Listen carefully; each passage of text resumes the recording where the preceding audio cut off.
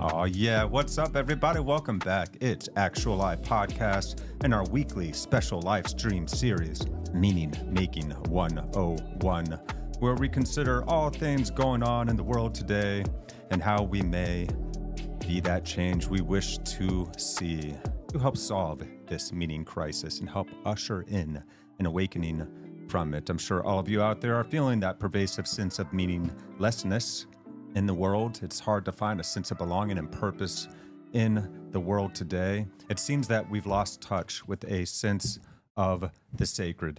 And today, with the help of theologian David Bentley Hart, we're going to consider how we may recapitulate our understanding of a relationship with the divine to help change this world from the inside out. How can we be that change we wish to see, fam? And we here, we're just some normal guys, we're just a couple laymen, so to speak. Oh, if you haven't noticed from like the botched intros I've been doing. There's always some bugs and gremlins to work out. But, we're doing the thing and we're learning as we grow. We invite you guys to come along with us and let's see what we can do together. It's definitely a lot easier to understand some of these really complex, challenging topics with the help of a friend, and we hope to be that for you guys as well. So feel free to take part in the conversation. We are live on Facebook, Twitch, X, as well as Rumble and YouTube, multi-streaming. And so feel free to throw out on your thoughts and questions wherever you may be. I might not be able to see you on Rumble because I haven't figured out a way to integrate that as of yet, but guys, we will make sure that we do at least reply to whatever comments you make on the videos in the next episode. But if you want to take part in the conversation today, jump on YouTube or Twitch or Facebook or X, wherever you may be, and throw down your thoughts and questions and statements or feelings, opinions, whatever you got. You're welcome to call us out too. We can figure these things out together. So that's it, fam. So let's go ahead and let me just give you guys a quick idea of what we're about to get into. We're going to be studying a lecture that David Bentley Hart gave, or actually an essay that David Bentley Hart gave or shared. And it's quite complex. It's really a challenging read for myself, but is also just so intriguing. His vocabulary is incredible. And instead of it being annoying that I had to look up so many words, it was actually exciting. So I really enjoyed the process of learning from what David Bentley Hart has to offer. In this world where everybody from ancient pagans to, ancient pagans embracing life's noble yet tragic cycle of fate and sacrifice to modern new age seekers curating their own self-focused spiritual vibes as feel-good accessories, so to speak, in a world where everybody from the pagans to the new age are grappling with the same restless hunger for meaning, David Bentley Hart argues that these paths, while offering glimpses of beauty or inner peace, ultimately fall a little bit short. The old ways trap us in endless resignation to chaos without any true redemption, any true potential for redemption. And today's eclectic vibes devolve into shallow self-worship that isolates rather than connects us as people, drawing on thinkers who see archetypes pointing to a deeper order emerging from chaos, who view ancient myths as shadows of a fact that became real, whose mystical dive into divine union and whose contemplative call to transcend ego through relational surrender. Hart points to Christianity's revelation of an all-loving God as the unique fulfillment embodied in the Logos, not just as a cosmic reason or abstract word, but as the personal, eternal word of God itself, made flesh in Christ, who bridges our finite mess with infinite love through vulnerability on the cross and triumphant resurrection. This is an incredible myth, perhaps the greatest myth humanity has ever told. And there's a deep underlying truth to it that is even deeper than literal truth can speak alone. We need to speak and understand things through stories because stories are how we map out how things can happen, all the different repercussions of potential choices for the individual and for large communities. So we need story to understand life, how to interact with each other, not just what life is made of as science can do, but how to be in life is what spirituality, what religion grants us. So this isn't a cold doctrine or detached philosophy, but a living invitation to transform suffering into purpose. Love that. Myths into lived truth, and existential voids, those holes in our souls that we're trying to fill with all of, the junk food, the junk TV, the distractions, everything that we're trying to do, distract ourselves from the suffering that we're constantly feeling. These things are always imperfect fillers. They're like artificial fillers that don't actually give us the sustenance that we need to fill that void truly. So the void is always left open after we have that little prick of enjoyment from scrolling and finding an interesting video for a second. We're right back into the suffering and meaninglessness again. So what is something that is pervasive, that is lasting? That's what we're looking for. An intimate dialogue with the source of all being, offering even nihilists a defiant stand against nothingness, atheists a rational yet relational ground for existence, and secularists a meaningful ethic beyond mere choice, and spiritual wanderers even a home where every longing finds its echo in eternity's embrace.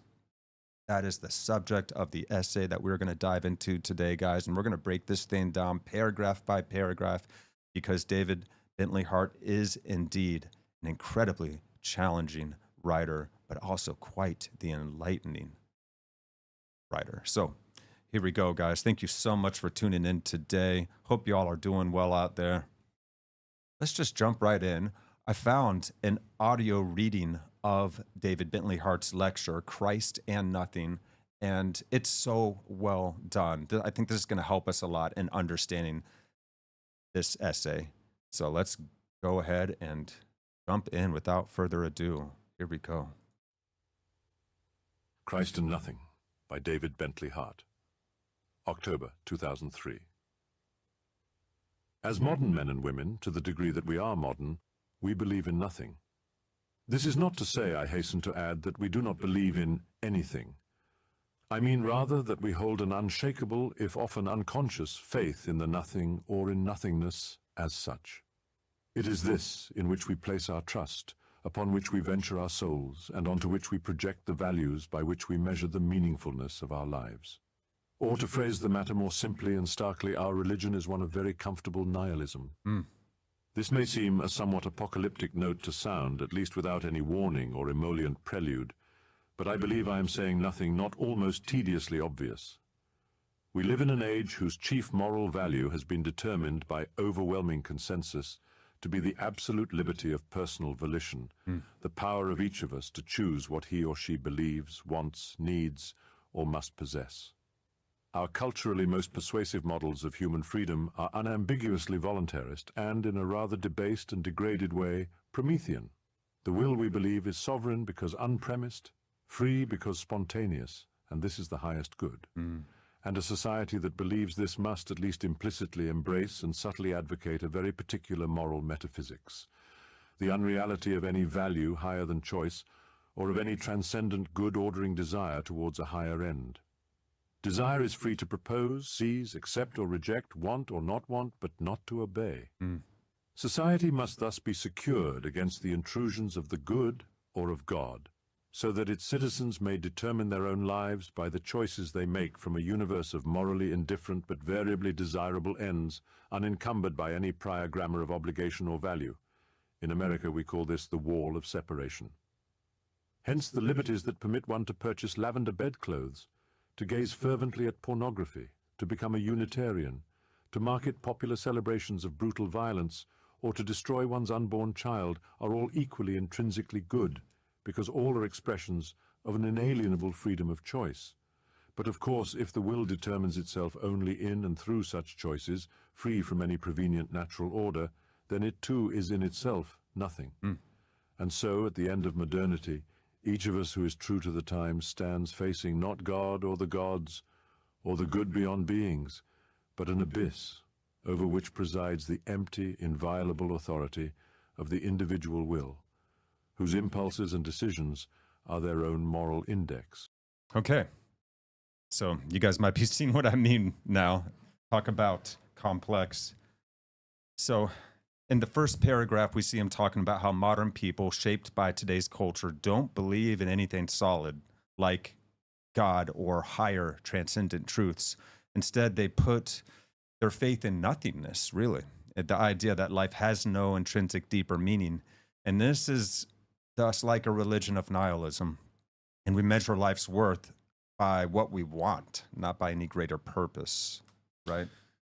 Yeah, and he mentioned the idea that free will and what is good is what is spontaneous, right? This, I can do whatever I want whenever I want, and if you keep that from me, you're a horrible, evil person. Because the best thing for a person to be able to do is be able to do whatever they want whenever they want, spontaneously. Right. Yeah. But that's not necessarily true, because sometimes what we want is not good for us. No. And that's where, a little bit of temperance and or the controlling yourself. Yeah. And, like religions or not, good religions do have, codes of ethics that if you live by will train you to be more mindful and a little bit better at controlling your demons. Right. But yeah, that idea of spontaneity as freedom. Right. It's like, well, but are you really free to choose, or are you just being pulled by a whim and not really in control of it? It's like a compulsive issue. Right. Like addictions and stuff like that. Those are compulsive issues as well. Right. If we're able to determine what's good or bad, then, you can certainly argue that it's a perfectly, worthwhile survival technique to employ things such as lying, stealing, cheating, and robbing people. I mean, that will help you survive in maybe short term. But I mean, you could definitely argue for that in a world where there is no greater ultimate sense of meaning. This is why we need these transcendent ideals. Yeah, and in either situation, whether your morals are from God or your morals are from man, you're still able to decide what is, right and wrong and good and bad. But it's a question of, where does that ability come from? Right. Does it come from something transcendent, or does it come from humans, because we are so wise and perfect creatures that came out of, the chaos, which I don't think it is. Humans are not intrinsically, quote unquote, good creatures. We're just not. Look at 2-year-olds. They're horrible little, mean, hitting, biting, scratching creatures. You got to get socialized to get that out. Right. We're socialized good creatures that are not actually, I don't believe humans are intrinsically good. I think humans living and being alive and having the chance to do this is intrinsically good. We have the great potential. And also humans, our existence and our creation is good, but I don't think by our nature we are good. Well, no, just like a kitten or a puppy that isn't raised around a loving environment can. Yeah, but dogs are different. We bred them to be just ultimately good. Well, that is actually a really interesting side note, though, because dogs are like the best of us. They really are the best of us, and it actually tells us something really special about ourselves. That we were able to transfer the best of ourselves into another animal. Now, we haven't been able to live up to it on the level that dogs have, but they are subservient to us. Well, and we should be doing that with, our kids, not genetically speaking and breeding speaking. I mean, just relationally, doing that with our kids, making them the best portions of ourselves, right? Or the next generation, that. And that is something that's socialized into you, kind of like, the ultimate moral coming from, quote unquote, God. Right. Yes. Through religion and traditional practices that gets trained into you and socialized into you. Yeah, right. Yeah. Because kids, if you don't, particularly young boys, if you don't socialize them by the time they're 4 and they don't become socialized, they're going to have a lot of problems in life. Yeah. So we need these. So we need to be socialized, and we need to be socialized pretty early in our life. Right. And by according to an ultimate good that's greater than all of us. So moralized in this, that sounds horrible. We're expecting the kids to live up to the same ideals that we live by, and we are subjugating ourselves to a higher will, so to speak. And if we're doing it right, for others of us, they're instilling in their kids what they believe, which is just follow the selfish self, the ultimate narcissism. I think. Yeah. And you can see it, and it's sometimes not. Well, most times it's probably not intentional. It's not like the parents going out of their way to be like, oh, I want them to be selfish, self-centered little people. It's just by their actions, right? So, if you look at Christianity, it gives you the best example of the best human, Of right? the ultimate archetype. Of The mankind. ultimate archetype of goodness. Exactly. So even if you're not a Christian and you don't believe it, still look at that, and that's what that is. It's the, you know, we know this Jesus guy the was real. perfect archetype on earth. Yeah. And something to shoot for, even though we'll never get there. Right. Yeah. Because You know? Jesus was almost like a perfect being. Well, in fact, he was. Well, he was the perfect being. Yeah. And so that is, like you said, something that we'll never be able to reach, but that's something that we have infinite room to grow towards now. So we can always get better as individuals and as a species. So we have that transcendent ultimate ideal. I love that. So to further summarize the second paragraph that we were just going over here, let me bring that back up. There we go. So this big chunky paragraph here, the focus on personal freedom as the ultimate good means society values individual choice above everything else. To put succinctly what we were just discussing, in fact. People think they're free when they can choose anything, whether it's buying stuff, following a religion, or making life and death decisions without being tied to any higher moral rules. It's like we're determining the morality on our own. But this leaves us with nothing but an empty will, staring into a void where no God or greater good exists. We need that greater good to orient by. Yeah, and you mentioned very early on it wasn't participatory. What I don't have my glasses on. This go may back, seem... go back up to. Sure. Yep. This is it right here. Hold on, I'm gonna put on my ugly glasses. Yeah, put on your glasses. Hold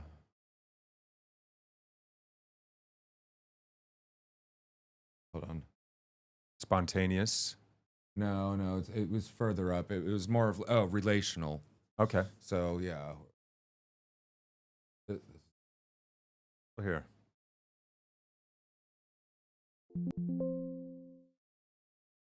Well, anyway, it was the idea of your morals and ideals being a I'm going to say a participatory relationship. How to explain it? Well, anyway, now hey, go back and listen to this thing yourself, and you'll see what I mean. But it's you got to do it basically. You got to walk the talk, as we would say in short. In order to be morally good, you have to walk the morally good. You just can't talk about it, think about it, or just have them as these separate ideals that you can pick and choose from. You got to do it. Yeah. So, and from we got a commenter here. Dom Rocks, how we doing? What's up, Dom? How are we, lads? Hope we're doing good. We're doing good. So David strips Christianity to an ethic? No, not necessarily. I'm just trying to hold room for people that aren't necessarily on the Christian bandwagon. Or even the religious and trying to explain it in a way that's neutral. I know how that could seem like, a bit blasphemous, but I feel it's important to do. We're trying to open the door to everyone we possibly can with these discussions. But the thing is well, okay, there's a similarity because an ethic is a written, agreed upon thing that maybe not necessarily written, but agreed upon set of behaviors that you're going to participate in according to a moral value. I think Christianity points to something higher than just an ethic, and there's a Christian ethic that you can have, but that's not the whole thing. The Christianity would be the religion, the relationship between the people walking this path, and then that worships and walks the path of God and Jesus. Yeah, no, not just an ethic, but ethics, agreements are important. I don't know. I'm not the best at explaining myself, but something like that. There is a moral ethic that is very Christian that comes from our God, right? And in the Bible, there's instructions on how to walk the walk. And also in our traditions, because Christianity has done numerous evolutions and revolutions and schisms and all that. So there has been changes from the old days of, just after Jesus walked on the earth. Yeah, right. So for sure. Yeah, we're constantly recapitulating our think? understanding of this relationship. Yeah, thank you for the comment, Dom. Or sorry, my name's David. So if I might have took that as me. Is this guy's name David as well? Oh, yeah, it actually is David Bentley Hart. Well, yeah. maybe yet again. So I don't know. No, I don't think he does. David does consider himself a Christian, a follower of the way of that one who walked from Nazareth. But he also is making, I think, just as you were saying, an argument that's trying to include as many vantage points and not push away from any, but to actually make a less theological argument and more so an actual pragmatic argument even. Yes, sorry about that whole explanation, but I think it might apply within this. He's just more eloquent than I am. Man, he's more eloquent than both of us put together, dude. Yeah, this guy. You know, I barely got through high school English, so. I'm lucky I could read in West Virginia.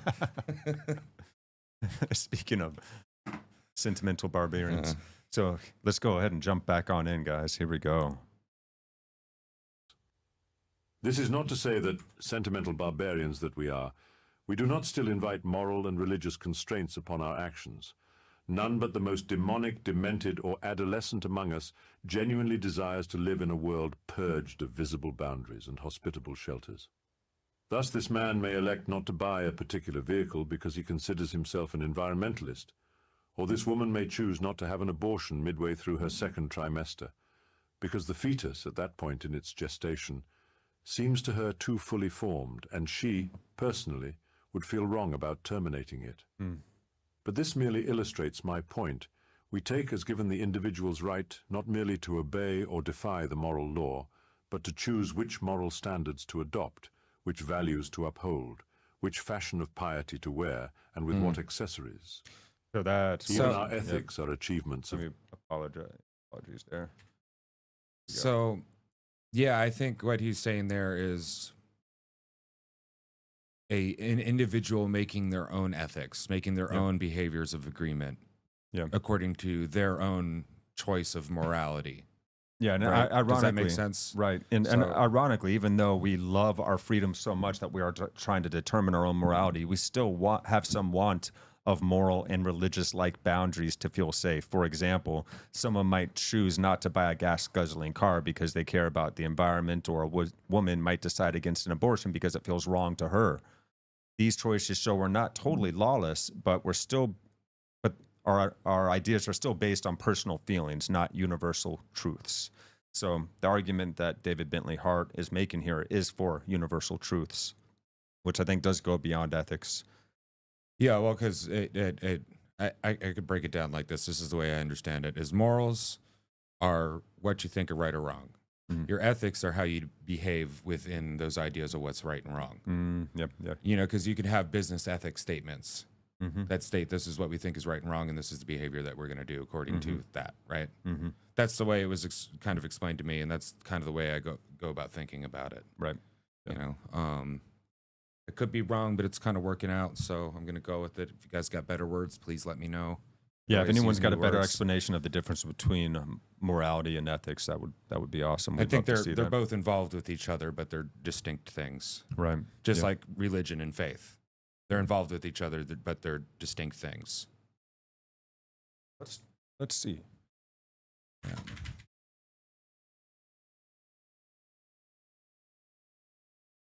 Yeah, let Morals and ethics difference. Often used interchangeably, but have distinct differences. Morals refer to a person's internal sense of right and wrong, influenced by their upbringing, culture, religion, and personal experiences. It's more subjective and can vary across individuals and cultures. On the other hand, ethics are the standards of behavior established by a community, profession, or society. So there you go. A little bit more eloquently. More objective, provide a framework for acceptable conduct within a specific context. Okay. Yeah. That's helpful. Oh. Yeah, we'll keep that handy. All right, I'm not a complete idiot. I'm just a half-wit. Hey. Maybe we become more whole. Yeah, exactly.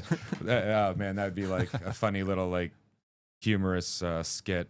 You know, the religion of the half-wits. They're like, maybe we become whole. All right, fam. Let's go ahead and let's continue. Here we go, jumping back in. To wear, and with what accessories. Even our ethics are achievements of will, And the same is true of those custom-fitted spiritualities, New Age, occult, pantheist, Wiccan, or what have you, by which many of us now divert ourselves from the quotidian dreariness of our lives. These gods of the boutique can come from anywhere. Native North American religion, the Indian subcontinent, some pre-Raphaelite grove shrouded in Celtic twilight, cunning purveyors of otherwise worthless quartz, pages drawn at random from Robert Graves, Aldous Huxley, Carl Jung, or that redoubtable old Aryan Joseph Campbell. But where such gods inevitably come to rest are not so much divine hierarchies as ornamental étagères, where their principal office is to provide symbolic representations of the dreamier sides of their votaries' personalities. The triviality of this sort of devotion, its want of dogma or discipline, its tendency to find its divinities not in glades and grottos, but in gift shops, make it obvious that this is no reversion to pre-Christian polytheism. It is rather a thoroughly modern religion, whose burlesque gods command neither reverence nor dread nor love nor belief.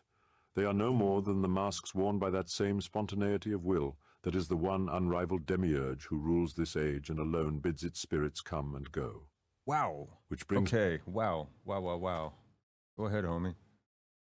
Well, we were talking about this, was it last week? But, wearing, religions and things kind of like, a fetish or a badge or something. Yeah, like an accessory. Yeah, an accessory, accessorizing, like the people who wear the chain with the cross, but, Buffet spirituality, so to speak. You ask them about, you ask them, what's your favorite Bible verse? Some of them be able to, say one, but really it's like, okay, well, what's that mean? And in context, what's that mean to you? And how do you try to hold to that? A little bit more like, well, yeah. I didn't really get into it to We think don't about get into it. I just, that deep. We typically just proclaim the belief, and that's the trick. I think that it really is about following a way of being rather than just merely proclaiming one's belief that gets you. Well, that gets you there. You're doing it. You're not just wearing it or talking about doing it. You're doing it. Yeah. Well, that's why church is supposed to be a communion, so we can practice it together. We can hold each other accountable, measure ourselves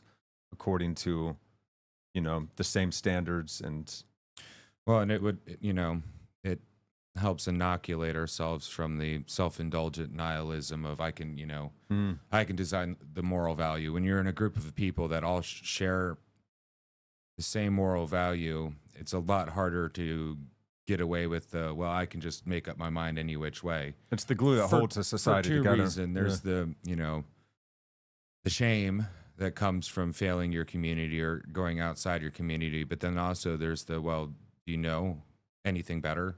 Is there a tradition of anything better that can really help you? Yeah. Because there's not a tradition of picking and choosing that's long that works. That's just taking, little pins to put on yourself of all the different religions and philosophies and stuff like that. It's like you kind of have to do it for long enough to know. You have to do it for long enough to know what you're doing, right? Yeah. To know that it is that you are doing. And if that is not what you're doing, that's fine. But you got to know what you're doing and where you're getting your morals and make it, I don't like this word, but concrete. Yeah, tangible. And real in your life. And participate it with it in your life. Yeah, to form that participatory relationship with it. Yeah, and that's where it's, like trying to explain, say, like a religious or even like psychedelic experience. Well, you kind of have to have done it or we're doing it to understand it. To understand what someone's to talking. Really understand. We can tell you about the pretty colors and the visuals or the seeing God or, whatever, but like until you've like done it and had something similar enough and then talked about it with other people enough and then developed your own practice of it, you don't really know. It's a great analogy I heard once where you can have learned everything there is to know about driving a car by reading about it and people telling you everything they know about the experience and what it feels like to drive a car, but you don't know until you're actually in the driver's seat feeling the car respond to you. Do you know how a car actually feels to drive? Or you can know everything there is to know about Mexico without ever having been there, but it's not going to be the same as once you go to Mexico. You smell the environment, you're around the people, you're hearing everything, you're feeling that you're immersed in it. So there's a very big difference there in the way that we can interpret reality. So even our spiritual beliefs like New Age practices or picking and choosing gods from different cultures are just ways to express ourselves. And these aren't serious religions with rules or deep meaning. They're just like decorations for our personalities, decorations bought from gift shops, showing how our culture worships individual choice above all. This has been incredibly detrimental for us. We see the rising sense of meaninglessness, the rampant growth of division in our cultures, the societal breakdown that is ongoing and occurring, the distrust in all the prevailing systems of authority that we used to orient by. Yeah. And, it is sad too, because, how do you tell somebody like, one of your friends is going off into these, self-worship woo-woo cults? And how do you tell them like, hey, that's not really a good idea, without like guilt tripping or, them feeling like you're angry at them, or maybe you are, maybe you're really close to this person and you're angry that they're destroying themselves. But I think we've all had friends that have gone like off the deep end in one of these woo-woo directions, and it just totally turned them into somebody else that wasn't them. You know, the thing is what you believe and what you participate directly changes you. Absolutely. So you can become a different you by what you engage with. That's why it's, I understand the hesitancy of heresy in religions, because what you do changes things, and what you do with a lot of people changes the world. Yeah, there's something deep and sacred and profound. Yeah, something deep, sacred. Careful. There's something very profound here that we don't want to get ruined.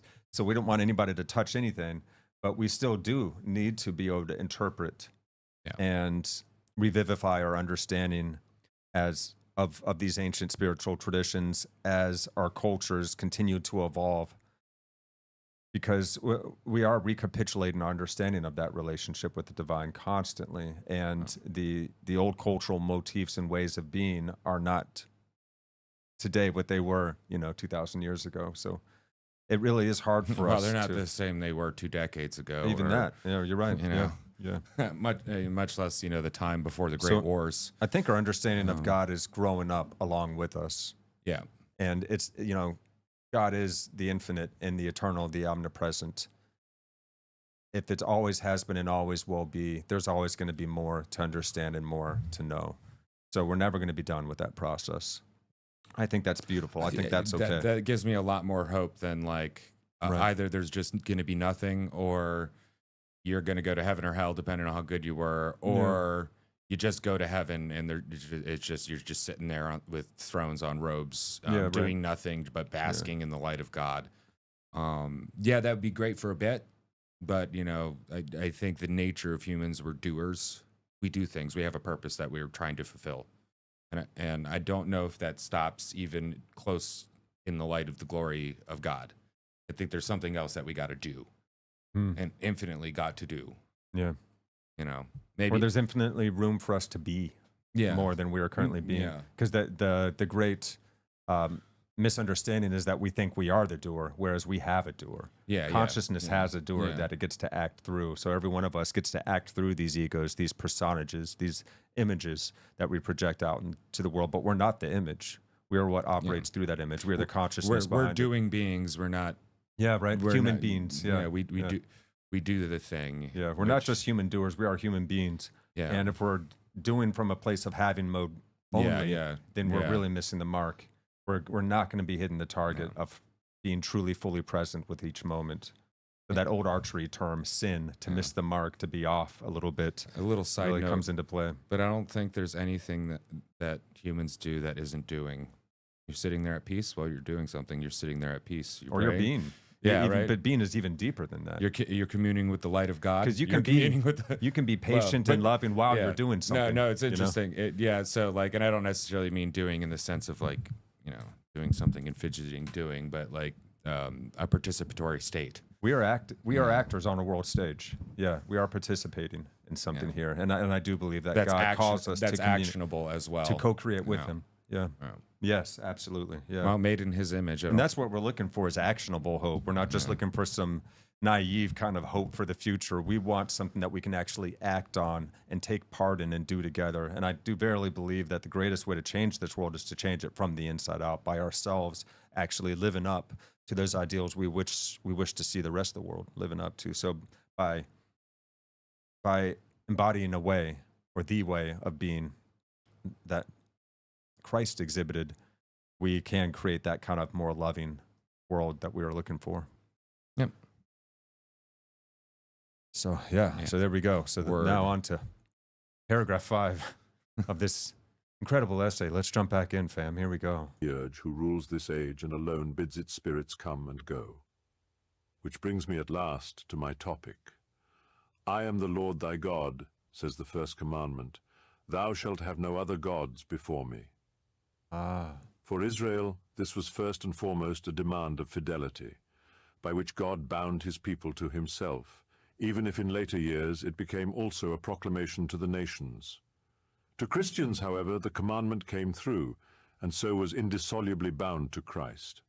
As such, it was not simply a prohibition of foreign cults, but a call to arms, an assault upon the antique order of the heavens, a declaration of war upon the gods. All the world was to be evangelized and baptized, all idols torn down, all worship given over to the one God who in these latter days had sent his Son into the world for our salvation. It was a long and sometimes terrible conflict, occasionally exacting a fearful price in martyrs' blood, but it was, by any just estimate, a victory. The temples of Zeus and Isis alike were finally deserted. Both the paean and the dithyramb ceased to be sung. Altars were bereft of their sacrifices. The sibyls fell silent. And ultimately, all the glory, nobility, and cruelty of the ancient world lay supine at the feet of Christ, the conqueror. Okay, so this is where we start getting really deep. When he's talking about idols or having no other gods before me, he's talking about those flippant whims and desires of ours where we put our own self-interest The question to ask above is, everything else. why would God make that proclamation, I am your God, there's no other gods above me, and then tell us not to worship them? Like, why? Is it just because God's collecting people and, it's this, God's battling gods? Or is it to combat the fractured and sometimes whim-driven nature of the old gods? And trying to bring humanity together as a whole in love? Opposed to having, a God for this, a God for this, a local God here, a local God there, this thing over there, this, And, the pessimist would say that, oh, well, they're the first globalists, right? They want to, make the globe, because like Jews don't want everybody to become Jews. That's not their thing. No. Christians want everybody to become Christians, right? Or are going to try. Yeah. And we'll love you even if you're not. But, that's the calling, right? We want to at least inspire everyone to follow the way of that one called Christ. But it's a rescue mission. Yeah. Right? That's the thing, Yeah, right. To rescue us from our narcissism, from our selfishness, from the pool of the baser instincts. Yeah, our us. very fractured nature. That ego-driven, narcissistic nature that comes in when we're operating by eyes of fear, as Bill Hicks once said, as opposed to eyes of love. And wasn't it Socrates, that he got in a lot of trouble for basically saying, well, if the gods are to be gods, they have to be perfect instead of flawed creatures. And that's what the old gods were. They were very fickle in their nature. And even in the Roman and pagan gods.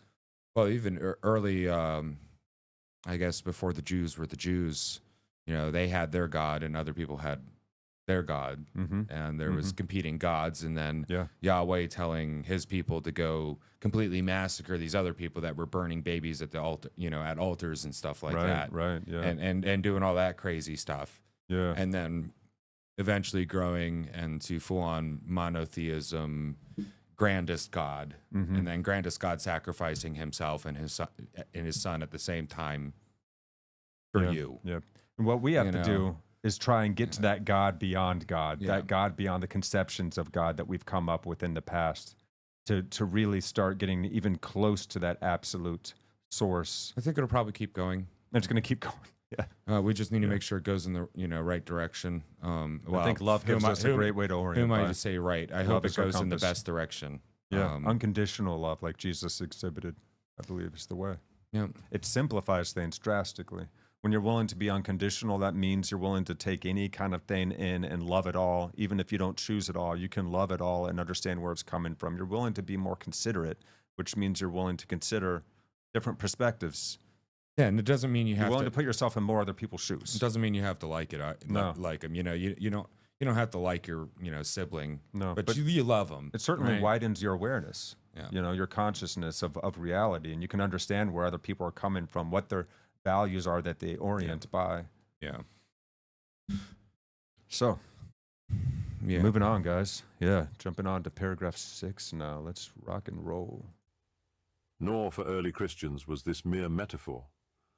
When a Gentile convert stood in the baptistry on Easter's Eve and, before descending naked into the waters, turned to the west to renounce the devil and the devil's ministers, he was rejecting and, in fact, reviling the gods in bondage to whom he had languished all his life.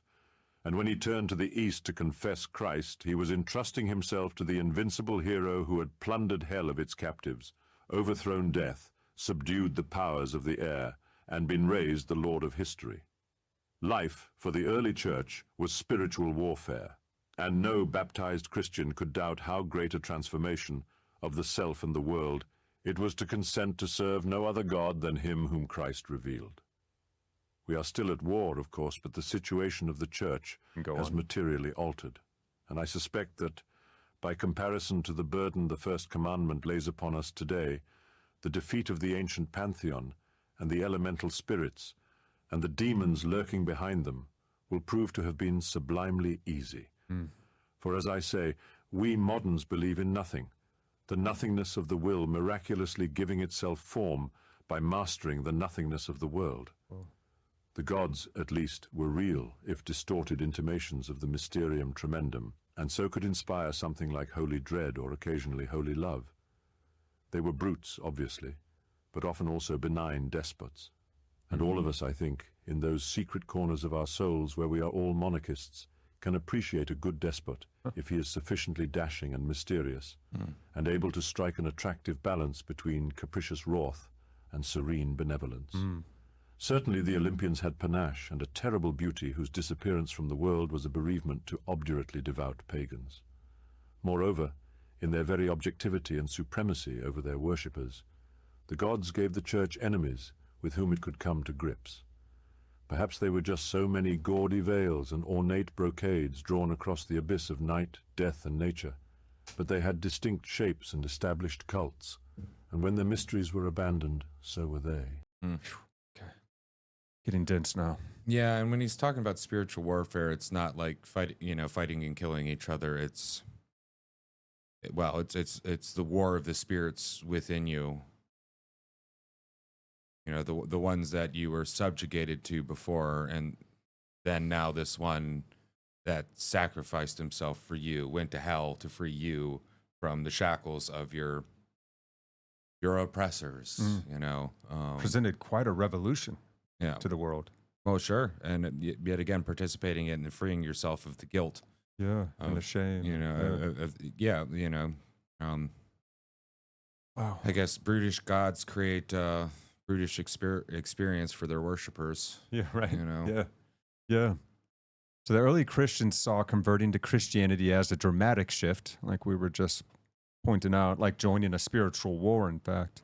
When someone was baptized, they rejected the old gods, seen as almost demonic, and embraced Jesus as the ultimate victor over evil and death. And this was a huge change, a huge revolution, both personally and for the world that people lived in this time. And then the next paragraph, the really challenging paragraph here. Today, Christians face a tougher challenge yet than fighting ancient gods, because modern people now believe in really effectively nothingness.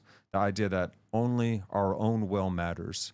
Unlike the old gods, which at least felt real and inspired a sense of awe, this belief in nothing is harder to fight because it's shapeless, hiding in our obsession with personal freedom, which seems like such a good thing, but limitless personal freedom, that means Joe Schmo down the street might as well go rob, lie, cheat, and steal to make ends meet, because that's a perfectly viable survival, method of survival. Yeah, and I don't think you can fight nothing, right? You really can't. It's like, it's like, punching free air, right? You can't do that. Yeah. But you can do things to pull people away from the maul of nothing. Right. And that's not like, hey, you're going to come to church and do this with me. It's through inspiration. It's to wake people up and have them look and be like, wow, like, I don't know what it is, but something's working out for this person, and they've really gotten their life together. Particularly when you see dramatic changes in people who've seen the light, and they actually like it fixes a lot of the really messed up stuff in their life. It's like, and then it just naturally there inspires must be other. something in inspiration is, I think, how you combat nothing. Yeah. And what's more inspiring than God allowing us to kill him for us? Wow. And then going to hell and conquering and that, putting and then himself coming back, right? Through the ultimate human suffering. Yeah. To say, I know what it's like. I'm going to put an expression of myself, my son, so to speak, but myself in human form through the ultimate suffering imaginable for any human being in history. Yeah. And all we're asked to do is as just a sacrifice our hedonism and our self-centered pleasure seeking or compulsiveness for something as beautiful as love. Yeah, that was a much bigger sacrifice than what we do. Satchinanda. Yeah. And actually stop the sacrifices. So imagine you're poor and you're not able to actually really give much to your God, and you go there to worship, and then you see all the things that other people with more money than you can give, and all you've got is just half a loaf of crusty stale bread. Well, Jesus took crusty stale bread and split it up and somehow magically fed a lot of people with it. It's a miracle, miraculous. It's also if it actually happened, it was like the best God meme. It's like a super deep allegory happening in real life. Yeah. For something so much even deeper, because it wasn't about there's 5,000 people that were starving. Yeah, it's not just like he could do miracles. It's inspiring. He could provide a sustenance that was truly fulfilling. Oh, so the point about the individual who doesn't really have much and is shameful over that, sacrificing to a brutish god. This is a totally inverse relationship. The most worthy thing in the universe and all of the cosmos and everything outside of that sacrificed everything for you. Yeah, sacrificed itself for us. And that's the greatest inspiration. It isn't just like, oh, hey, we owe him. What a flip of the script. Yeah, it's a complete inversion. We don't have to sacrifice children or cattle to appease this thing anymore. It's actually, it will sacrifice itself for us, and it just wants us to be more loving. Yeah. And also, if you have a community church, it's good to give back. If you can't do it monetarily, at least you could find something for yourself to do to help your community and help your people one way or another. Everybody can do something great that helps somebody. You're able to do it, even if it's just being you. Amen. The best you can be. All right, fam, let's jump back in. Here we go. How, though, to make war on nothingness, on the abyss itself, denuded of its mythic allure? It seems to me much easier to convince a man that he is in thrall to demons and offer him manumission than to convince him that he is a slave to himself and prisoner to his own will.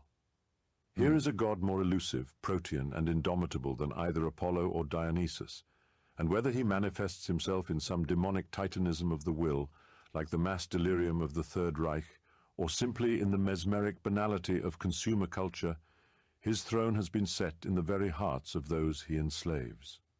And it is this God, I think, against whom the first commandment calls us now to struggle. Yes, dude. Yeah. Well, Nailed it. I love this. I think that's what we would call Satan.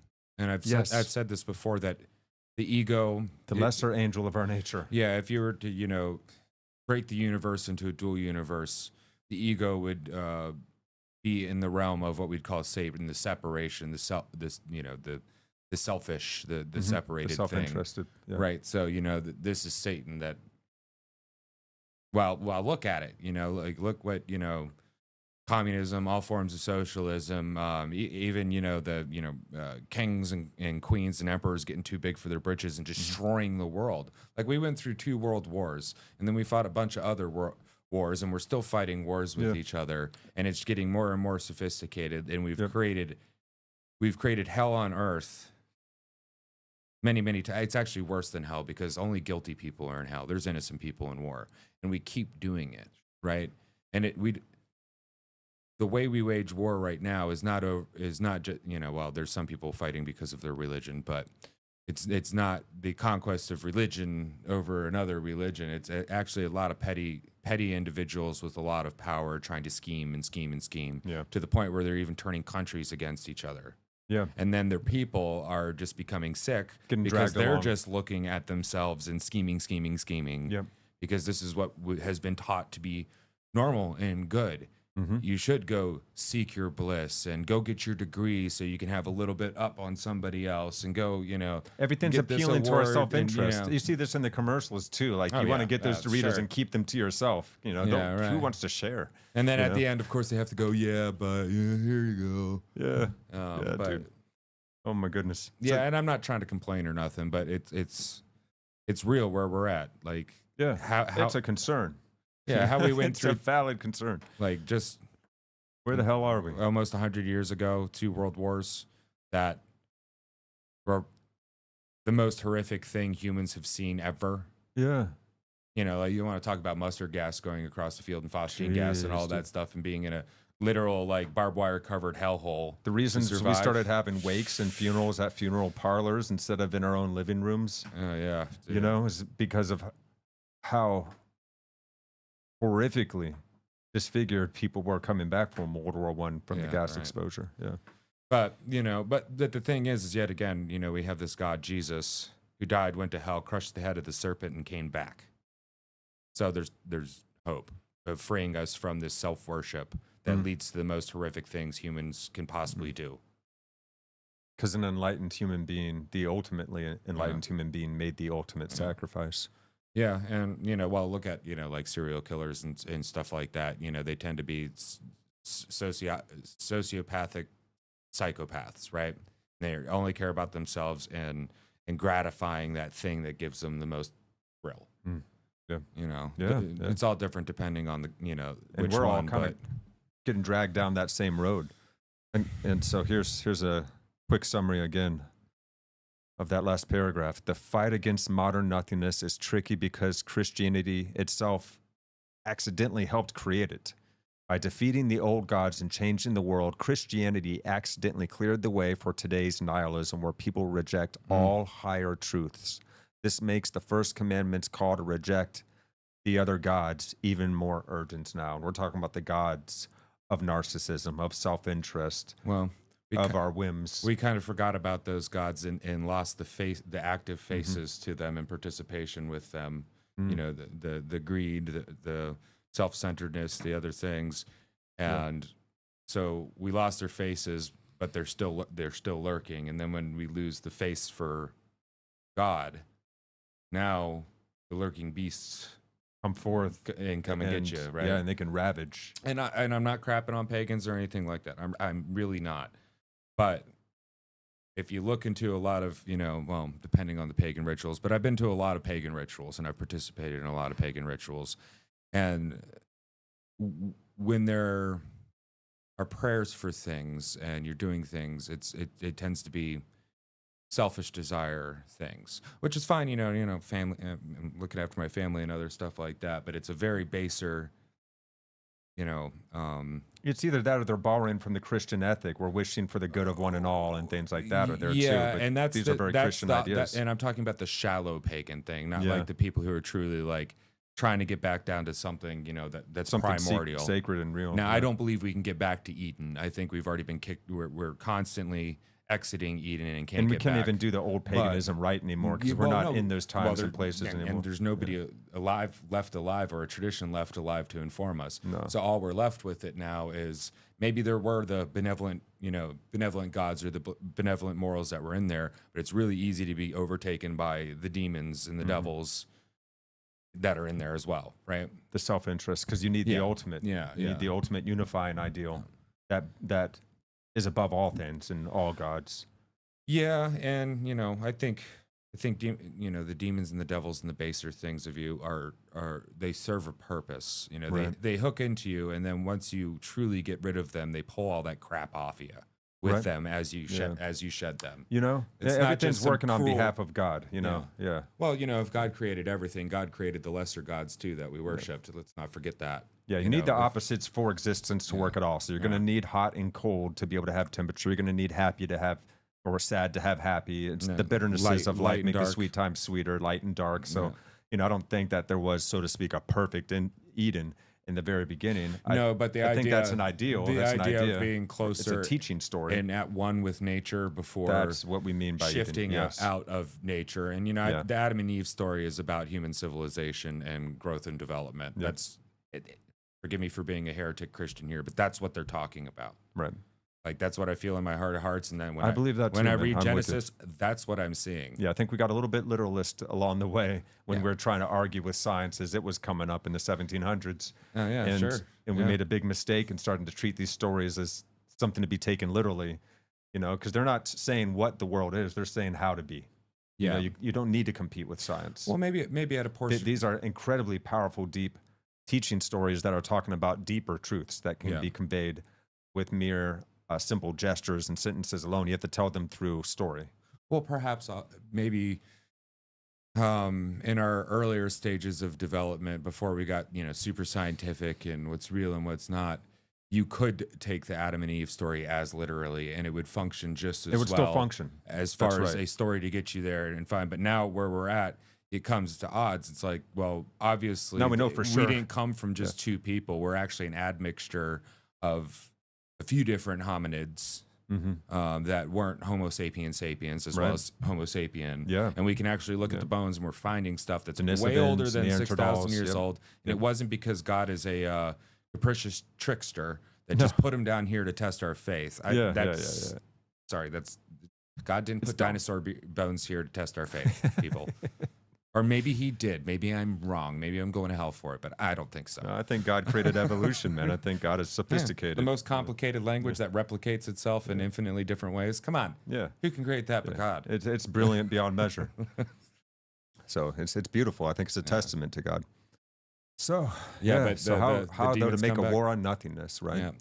Yeah. And, On the abyss itself, on and- emptiness. Yeah, and you inspire and you rescue. You fill it with love, man. Yeah. All We've right. been talking in mini screen. Well, at least you guys could read it a lot more. Right. Sorry, yeah, I no get doubt. to talk and I No forget to doubt. press the buttons. So let's. I think maybe we have time to do one more paragraph, and then we'll go ahead and we'll jump to the good news. Okay. We're at about an hour now, I believe. Yeah, Yep. just about. Yeah. What's up, everybody in the chat? Thank you for tuning in. If you have any thoughts or questions, feel free to share them. We'll make sure we cover them before the cast ends Hey, if you evening. got any good news, put it down in the chat. We could always use more good news. Heck yeah, absolutely. All right, jumping back to David Bentley Hart's essay, Christ and Nothing. Here we go. However, a complication even to this.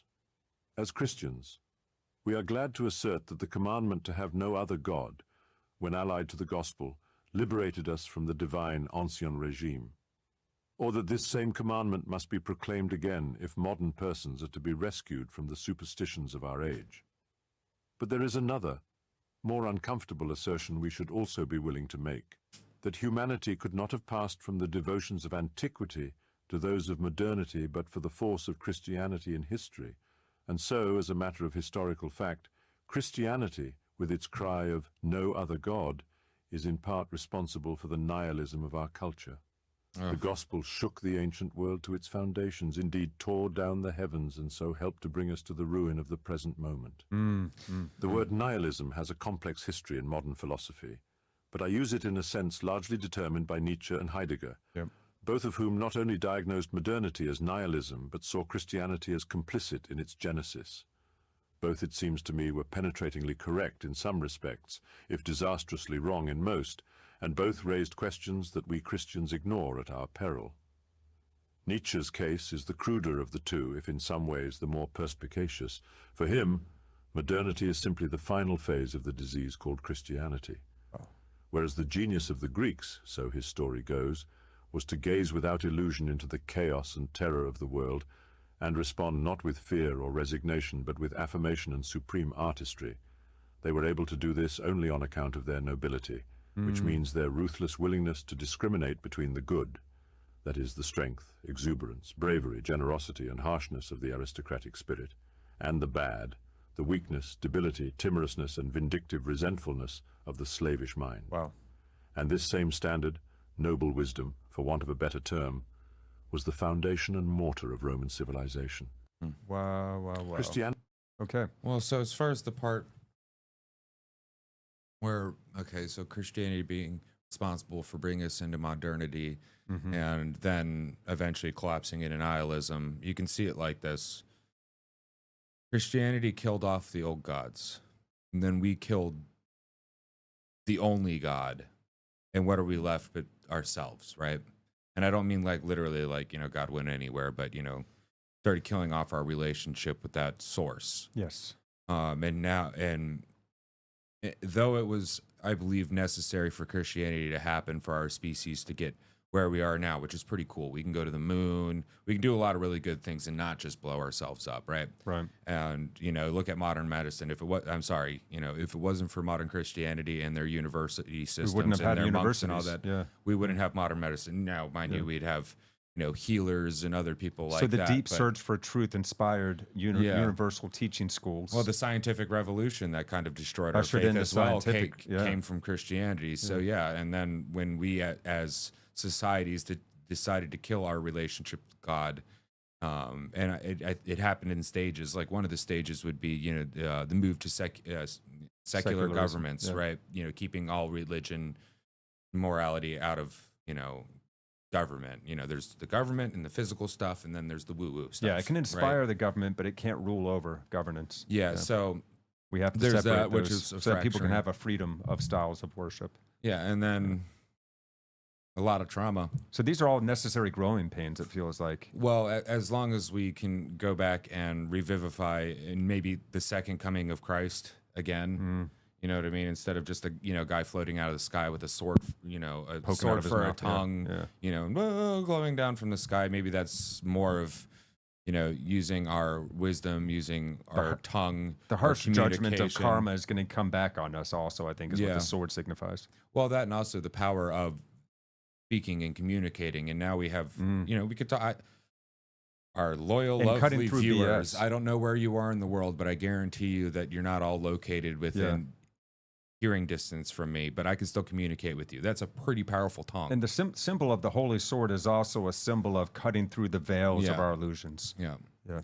So there's yet again, we have to re-alive God. Yeah, revivify. As Christians, that I think that's our responsibility. Resurrect. Yeah, resurrect. So instead of, this, condemning people who don't follow us and or our way, or refusing to talk about all the other other beliefs and ideas in the world that are also still pointing to the same thing, and just boxing ourselves in. Instead of doing that, we need to inspire. We need to let that ultimate source of love itself live through us and awaken through us. Yeah, and go out into the world and do that to the extent that you can.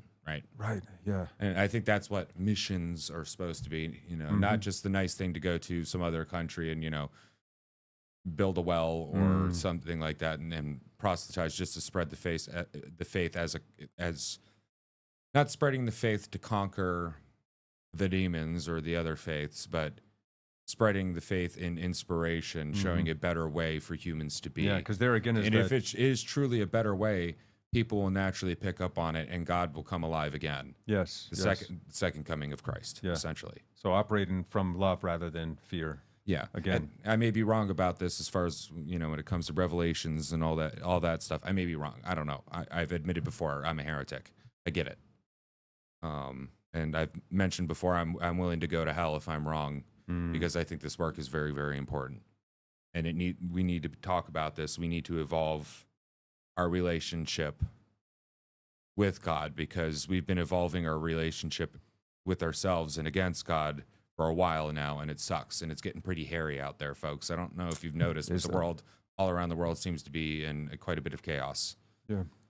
And now it's still good. Life is still good, and your day to day, the beauty is still there everywhere you look. There is still good everywhere, even in the middle of war. I think that's the saving grace. As long as there's people, there can be good, even though we're not necessarily It's a miracle that we haven't launched the nukes that we have for over a half century at this point. No, and they're all there on the hair trigger. No, the aliens disabled them, man. It's the aliens.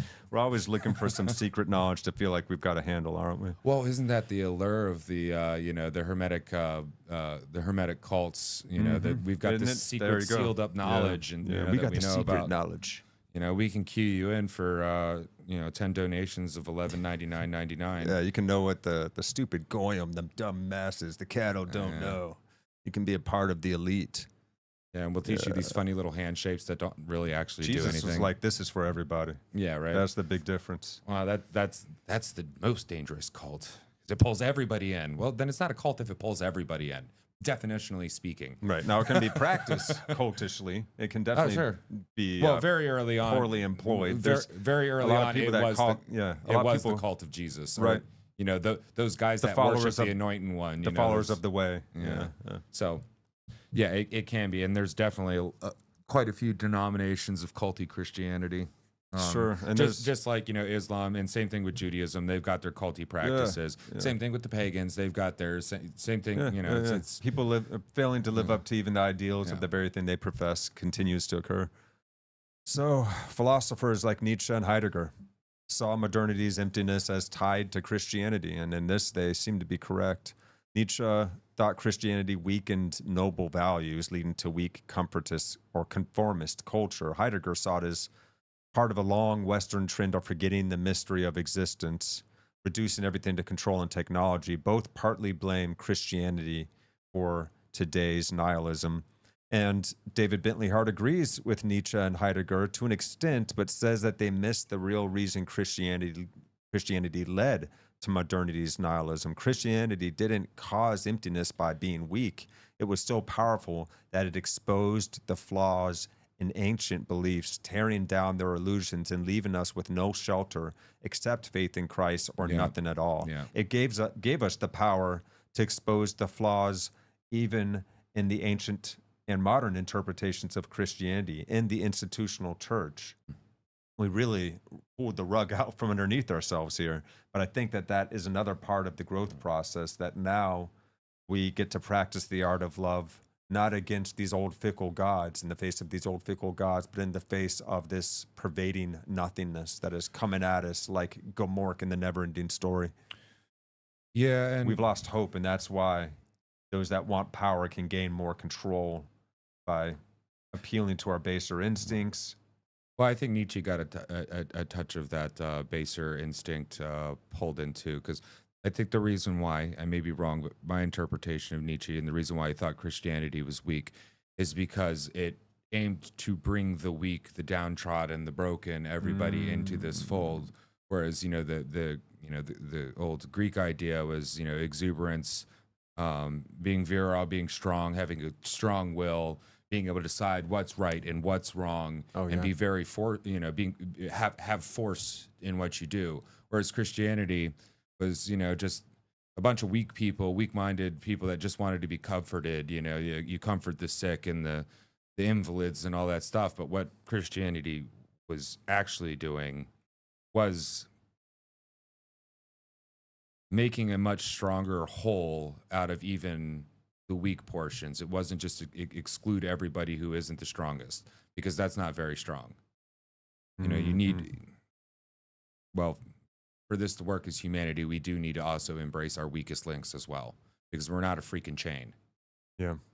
You know, we're not just this chain. You remove the weak links and you got the strongest chain. We're an infinitely complex web of spider silk, right? Where there's really strong chains and there's weak chains, and they all support each other and give shape to each other. You know, the hero isn't just, you know, shaped because he's a hero and he does these heroic things. He's shaped by the eyes of the people he's doing the things for, right? Yeah. You know, Hercules had to go, and you know, he had to go to, you know, all these different places and do all these tasks, and he was tasked with all these things to do it for these people and conquer these things, you know, and the monsters within himself to become the hero. So he's shaped by the very weak people that aren't heroic. Yeah. Just like, you know, you got the strong strands of your spider web, and then the weaker ones, they all go around and they all serve the purpose, and it works together. Wow. That's what humanity is. If you look at our genetic history, we're freaking spider web across the planet too. Yeah. So Great analogy. physically as well as spiritually and socially. That's kind of what Christianity is, and it's a very strong web. If it was only made out of this suspension parts of the web, well, it wouldn't be very good. It wouldn't be able to catch the food. It wouldn't, like. But anyway, true. yeah. So I think Nietzsche was wrong that Christianity is weak because it was just the downtrodden people and we become lazy and all that stuff. Where I think Christianity failed. Right, where I really think it failed is, it's schisms. It's what humans do. We get too big for our britches, and then we start doing stuff that's, not the greatest, and then we break apart because people disagree. Or somebody decides to try something new, and instead of being in communication with each other, we just shut each other off. The Orthodox and the Catholics were one church at one point in time. It split. The Catholics and the Protestants were one church at one time, and it split. And then all the denominations down to infinite amount of denominations at this one time were all originally started with, one guy and a bunch of his pals that decided to follow him on this huge adventure. So, and we allowed ourselves to get taken over by freaking nihilists. And not we as Christians, but we just in general, like as people, we've gotten taken over by nihilists, and it's infectious. You know, it's like, oh, look at me. I'm inspirational because nothing bothers me. Yeah. I use a little bit of stoicism so I don't immediately show my emotions, but whatever. You don't got to worry about that. Oh, that guy's so cool. Look at him. He doesn't care. He's got the hair swoop and the whatever. That guy's cool. Yeah. That calls back really well to that courageous, kind of brazen nobilism of the noble Romans, so to speak, where David Bentley Hart states, the genius of the Greeks, so Nietzsche's story or interpretation goes, was to gaze without illusion into the chaos and terror of the world and respond not with fear or resignation, but with affirmation and supreme artistry. They were able to do this only on account of their nobility, which means their ruthless willingness to discriminate between the good, that is the strength, exuberance, bravery, just generosity, and harshness of the aristocratic spirit, and the bad, which to them was weakness, debility, timorousness, and of course, vindictive resentfulness of the slavish mind. So that standard for noble wisdom, for want of a better term, was the foundation and motor of Roman civilization. Of course, those nobles were only able to be the way they were because they had slaves and servants. And Christianity is coming along and saying that even the slave is worthwhile. Well, and the thing is so it's completely turned the world upside down. Well, valuing the despotic kings were now held to a higher standard. They couldn't establish the standard themselves. Well, and the thing is that belief that the good is the strong. All those definition words that I can't remember. Sorry, guys, I'm tired. I've been in the sun. But that works for a small amount of very willful people that are willing to push, but it doesn't work well for everybody. It's not very uniting because it's kind of like you have it and you're good, or you don't and you're just scum. Now, resentfulness is bad. We all can get in that, but that doesn't mean you hate the resentful person. You actually just show them a better way than being resentful, right? Amen. And while it won out, how did this weird little death cult worship this poor dude from Nazareth go all the way around the world, basically took over Rome, and Rome took over a lot of the world, and then went even further than Rome. I'd bet you there's Christians on every continent, even Antarctica. Some of the scientists might be Christians, or at least raised within a Judeo-Christian framework, upbringing. At least in the West, Yeah, they're everywhere. Yeah, it's pervasive. Yeah. And but we kind of dropped the ball. They're spread for a reason, and we kind of need to pick the ball back up and re-alive God. We need to continue. We need to continue to revivify and resurrect, and further expound, further describe, further enact this ideal of unconditional lovingness towards everything and everyone. Even if we disagree, we still can hold love in our hearts, and that changes the game completely. So let's do some good news, fam. It's the Good News Roundup. We do this every single week. There's enough bad news in the world. We could be talking about Epstein or Iran or this or that, but we're not quite a political podcast. You know, we get into it sometimes. We dabble, but we're really trying to focus on what is going to actually help us navigate these chaotic times most effectively. And we do verily believe, as we say, that most effective way to change this world is to change it from the inside out by changing ourselves and being that change we wish to see. So anyways, some good news for the week. Firstly, this is cool. 10 out of 10 patients with congenital deafness have hearing restored in children's gene therapy trial. That's incredible. 10 out of 10.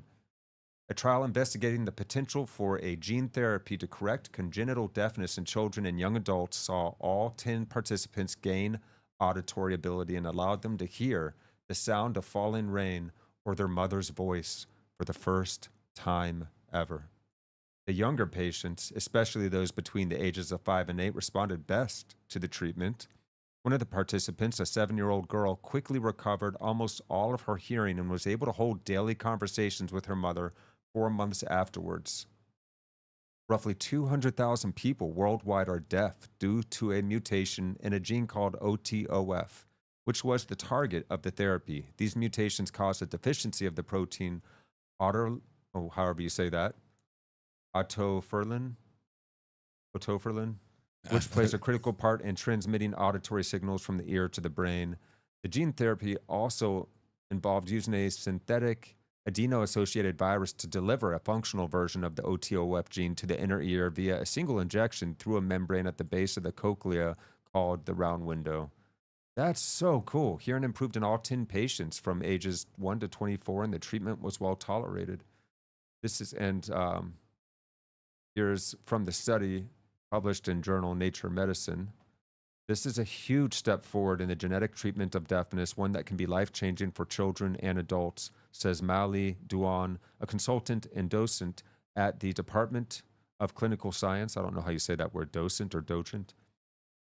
At the Department of Clinical Science, Intervention and Technology in Sweden, whatever that is, and one of the study's corresponding authors. Okay, so on and so forth. That's so exciting. That's so cool.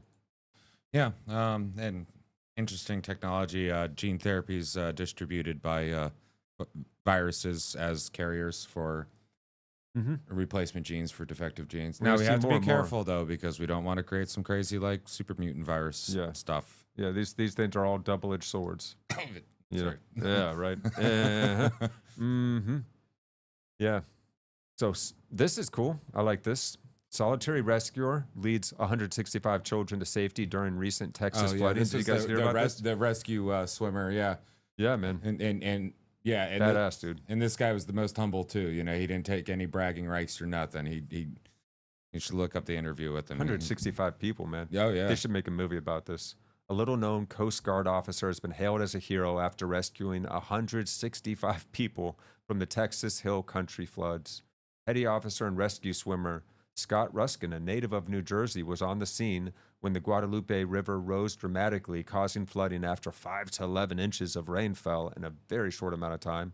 It was his first rescue mission, but he must have remained calm and reactive as he responded to search and rescue calls at Camp Mystic, a girls' summer camp right in the path of flooding. This was such a tragic story, all those poor girls and families.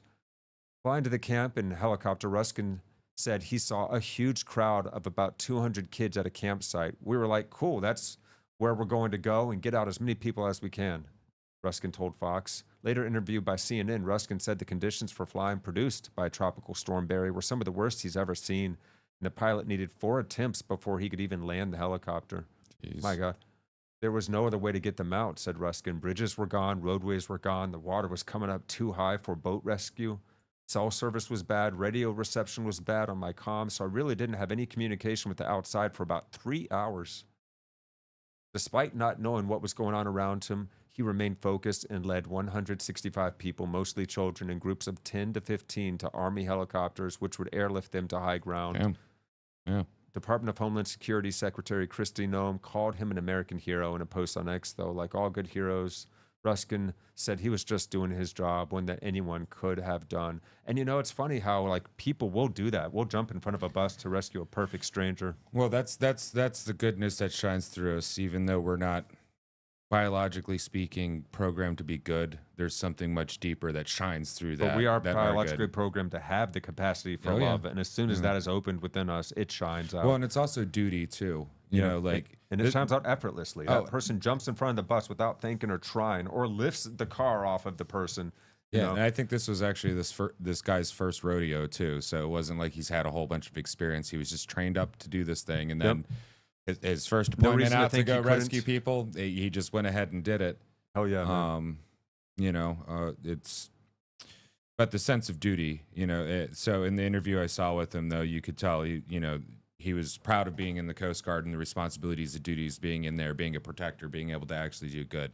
And we downplay duty a lot in society now. Like, well, how dare you say I have a duty to do something? It's like, well, first off, duty, like a duty to do something is empowering. It's not an honor. oppressive. It's only oppressive if you're lazy and self-centered. Yeah. It's very powerful if you're not. Absolutely, yeah. That's why we, of course, in a system of self-governance, have the duty to watch this government like hawks and try and keep ourselves from becoming partisan to the point that we can no longer be objective and see beyond our own inherent biases. Well, if we're going to be anything like a democracy or a republic or something where the citizenry has a say, we have a duty, power, and a responsibility to inform ourselves. Yes. Keep our anger under control, not be so compulsive with things. And then also when something is truly wrong, express it. Yes. And then express it in a healthy way that actually will make a change, not just, to start I'm a gonna destroy conversation. stuff and make a riot and, like do stuff like that. To start a conversation on what can we do to solve this together rather than just win an argument. Yeah. Win a debate. Oh, and don't forget, people, you can talk to your state representatives and your federal representatives. So if you're that type of person, go ahead, write them a bunch of emails and a bunch of physical notes.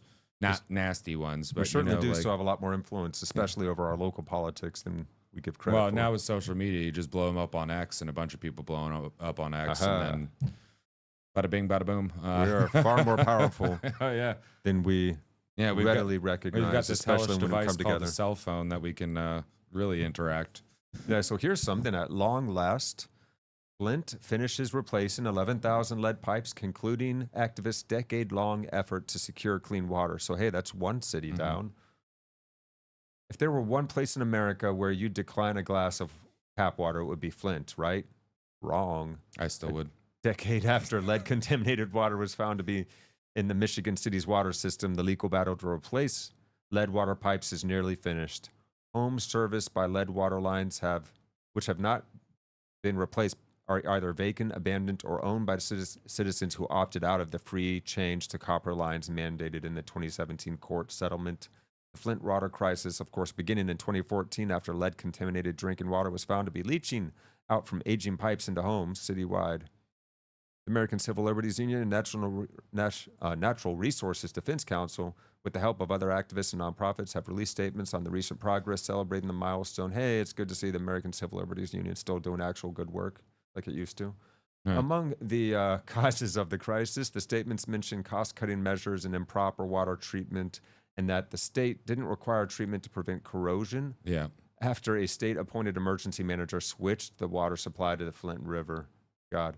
There's no safe level of lead exposure, of course. Each nanogram causes harm. In addition to long-known risks such as damage to children's brains and certain cancers, there's also significant evidence that exposure to lead is linked to numerous cardiovascular diseases, including stroke and heart attack. So the coalition mobilized the citizenry and filed a lawsuit, and it friggin' worked. Good news. Bug them enough. God. The one thing that kind of concerns me, and not to be a Debbie Downer or nothing about that, but a lot of abandoned buildings and other stuff that they didn't change the pipes. Well, if you have pressure problems and water goes out, you can have backflows and stuff. So I wonder what I wonder if they're like sealed off, so that because if they're not and they're just left there and it's like, well, it's not running and nobody's dealing with it. That's a really good question, dude. Well, because they tell you like after your water goes out, like for a while you need to boil your water before you drink it because of those backflows. Because the backflows. And nasty stuff can get in. And wow. Good to know. So I hope the right people are asking the right questions. Yeah, well, that's the thing. My step into local politics and trying to fight against massive corporations stealing our water, or putting industrial sized manufacturing facilities in Jefferson County, West Virginia, kind of went like this. There's a few people that did a lot of work to get information out there, and then there's a lot of people that glommed onto a cause and just got emotional, and not enough people actually coming up with proper plans to offer to implement, to make change happen. Mm-hmm. A lot of fighting, a lot of infighting, a lot of not knowing what they're talking about. So when you do talk about it, you make the cause look foolish, or you lose the argument with your representatives. You can't just demonize. You can't just take partisan takes. You Yeah, really have and to you go need a to lot ma- deeper and you open need- an actual dialogue. Yeah, and you need to make sure that the effects are going to be what they are. And like now with the rock wool that's here, one thing that kind of irritates me is I hear people complain about it, but it's like, well, there were sensors by the schools and the surrounding area to make sure that these certain compounds that they don't want going out into the atmosphere aren't in higher than what is allowed by the regulations that were put in place. Like, has anybody checked those to make sure that they're not? That's a good taking- question. and- The main issue that kicked the whole thing off, and this is what is really effed up about the rock wool, Oh, they is didn't tell that nobody. the public notice happened on a Friday night right before midnight, before a weekend, so that people would not have chance to respond, and then it was Also, voted on the next Monday morning or however it and went. in a So magazine, the public had no idea. and in a magazine that nobody reads. Yeah. The Spirit of Jefferson County or whatever that was. There was no. It's the same thing with this mountain pure water plant where they want to suck up Jefferson County's water, but they're going to put it on basically a brown site. It hasn't been declared a brown site, but it was an old what's that company that makes all the DuPont? No, not DuPont, but makes all the masks. 3M, yeah. An old defunct 3M facility that has a bloom of well, a bunch of really nasty stuff that you don't want. But the other thing is we live in a karst topography in the eastern panhandle. So like if you take water out, you get sinkholes that mess things up. Yep. Also, if you poison one part, you don't know where it's going to go because it's super complicated and other stuff. And people weren't told about it until palms were greased and everything was going on. Hey, what do you know? We did get into politics. Well, yeah, but I guess what I'm these saying things matter. is they're very complicated. You need to keep yourself informed. And actually the same thing goes with your faith and your practices as well. Mm-hmm. You need to be diligent and you need to get in it. That's your duty. You need to Agreed. participate with it because you can't just free ride on any of these systems, whether it's spiritual, government, your computer systems. You got to make sure that you participate with them properly and don't go clicking on random stuff. Remember when you had to watch out for pop-ups and you go to try to click on the exit out of the site that had too many pop-ups coming up, but then right at that moment a pop-up would come right up over that spot. Yeah, right. Man, it was a pain in the Oh butt. my God, But dude. so participate, It'd be be like great. that. Spend a little less time arguing and demonizing the other, and more time talking and postulating, and No doubt. some time arguing. But there's good arguing. I've had friends where we just enjoy yelling at each other sometimes. Just get back to Rest loving your each soul, other. Mr. Bill. But I loved yelling with you. Hmm. Oh, we used to have some howlers too. You can hear us. Alrighty, so I think we'll save the story of the magpie for next episode. This one Yeah. is so cool, though, guys. I can't wait to share it with you. This is a hilarious, really inspiring kind of little. It's miraculous. It's an intriguing story. So next week in the Good News Roundup, we got something else special for you guys. Thank you guys so much for tuning in once again to this episode of Meaning Making 101, where we make sense of this world together here on Actuali Podcast. I've been Chris. I've been DJ. Thank you guys so much for tuning in. We'll see you next time. Peace out, fam. Let's dance our way on out of here. Eventually, I'll have a button that does that, but for now, we have to do it old school style.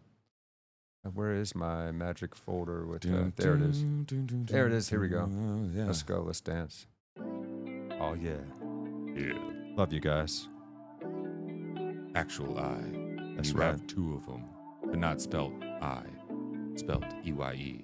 That's not the name.